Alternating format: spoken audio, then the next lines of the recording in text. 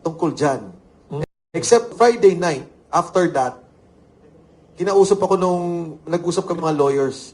And their advice to me was, number one, di na nga naman ako may kaso. And for me not to speak on it and let them handle the case.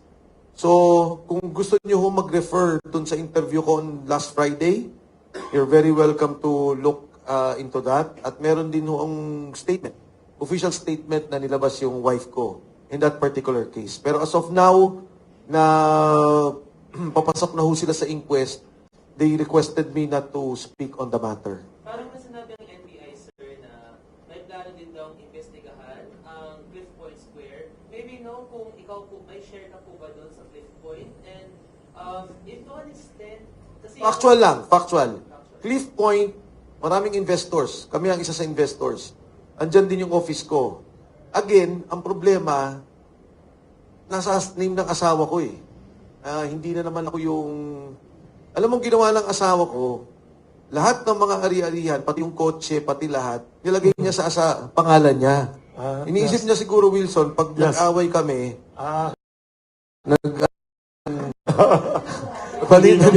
naligurado. Oo. Pati bank account eh.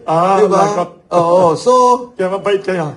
Mabait kayo ang asawa. Ngayon nga, nung nangyari yung NBI, di ba nakita yung sasakyan? Di ba? And then, it was again sa kanya, sa pangalan niya. Ayun. But the NBI, Attorney Matibag has floated that balak niya pong investigahan yung ownership ng Cliff Point. Walang problema. Walang problema. Lahat ng yan pwede niyang imbisigan. Sabi ko nga, lahat nasa pangalan ng asawa ko.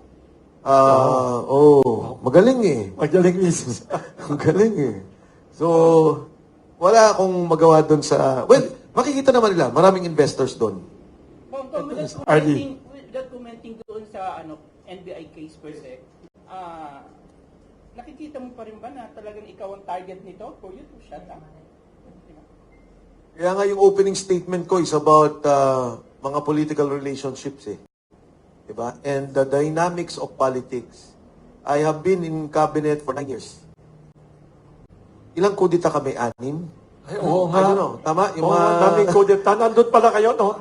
Ilang kudita kami? 6? So, si Trillanes doon nagkudeta na sa cabinet Yes. kayo? Yes. Wow. Si Trillanes and sila James Layo, mga Magdalo, kung mga 3 beses nadalo ko sa kulungan. Talaga? Oo. Si Erap, halos linggo-linggo.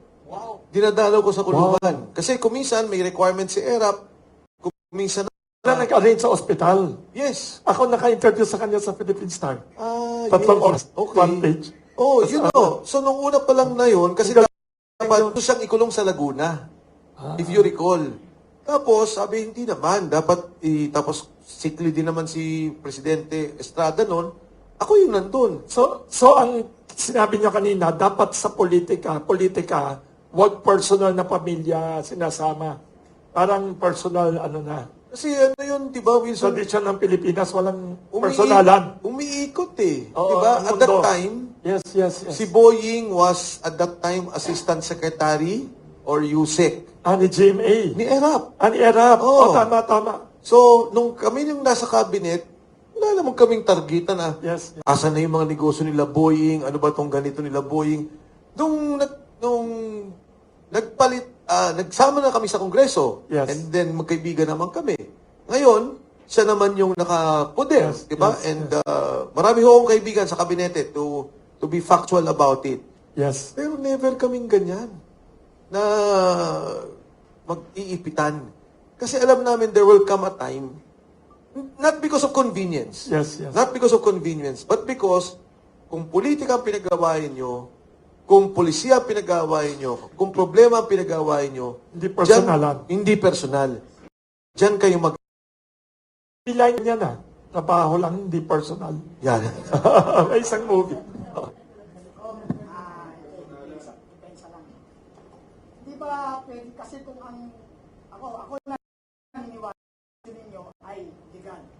Walang corruption or walang kung ano man. At nananahimik na negosyante ang misis nyo.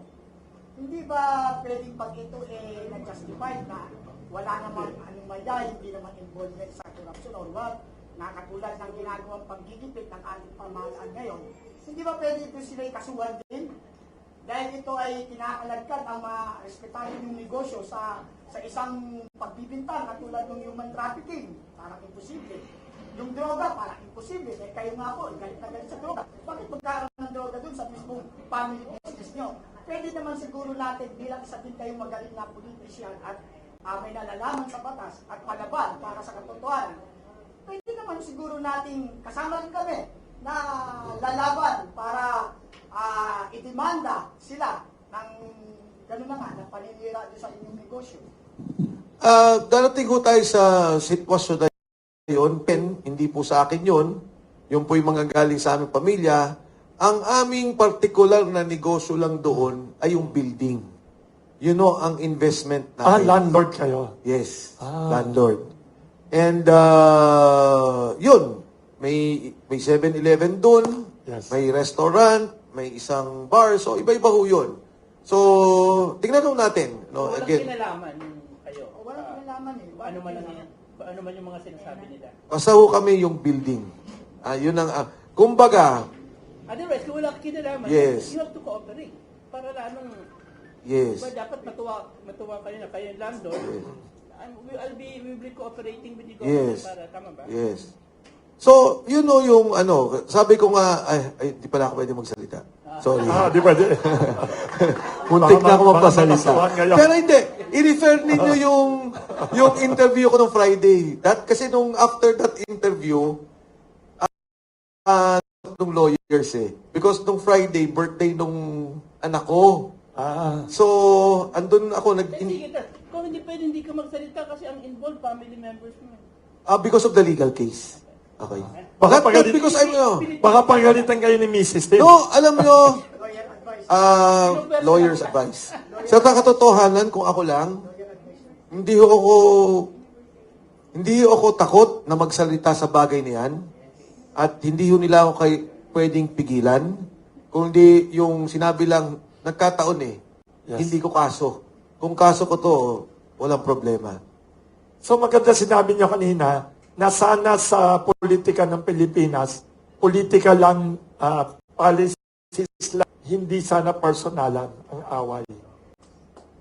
Very, very well said yan. Kwento ko sa iyo. Yes, pakikwento. Yes. Nung nakakulong si Erap, Yes. kinausap niya ako. Sabi niya, Mr. Secretary, sabi ko, yes, Mr. President. Yes. Sabi niya, baka pwede namang ayusin na. Lilipat na ako ng Tanay. Sabi ko, sir, Tanay. Tanay. Oo. Sabi